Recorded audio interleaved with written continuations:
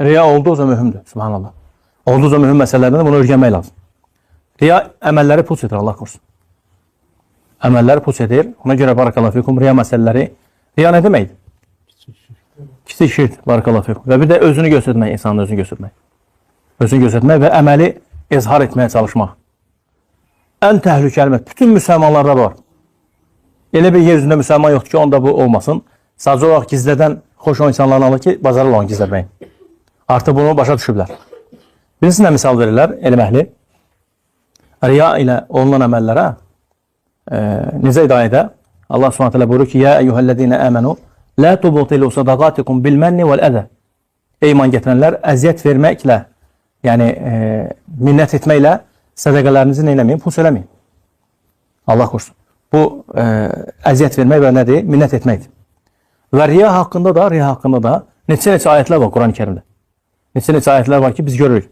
İnsan gəlib o məqama çatanda, bunlar biləndən sonra ki, doğrudan da bu əməllərim Allah korusun, riyanın səbəbi ilə puç olacaq, artıq bilir. Elm əhli misallar veriblər. Deyiblər ki, misal üçün 10 manat verirsən, sədəqə.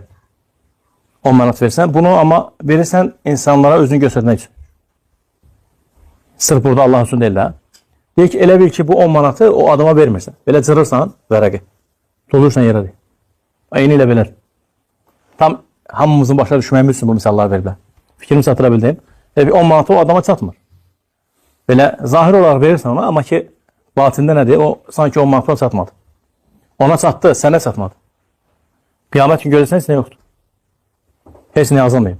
Axsan bu dünyada vermirsən 10 manat. Doğrudan da vermirsən də. Ola bilsin ki, o adam faydalanıb.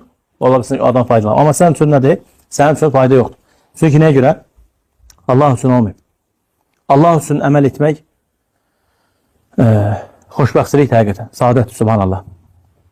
Allah üçün əməl etmək və bu əməli gizlətmək. Bunu xüsusi bir, necə ki, təcrübə ilə görürük biz bunu. Eşidirik, kitablarından oxuyuruq. Xüsusi bir ləzzət olur. Həqiqətən. Allah üçün olan əməllər. Bir də var nədir? İnsanlar üçün. Allah korusun, bu riyanın aqibəti insanı beləlikdə aparır hara? Sıdıqın olmamağına. Sadiqliyi olmamaq. İnsan riya ilə əməllər edir. Orada artıq sadiqliyi olmur. İnsan öz-özünü beləlikdə Allah korusun məhv edir. Bəlkə də əvvəllər yaxşı idi onun halı. Sonradan sıdıq da var idi. Bu riya üçün qapını açdı özü üçün. Artıq sıdıq da getdi.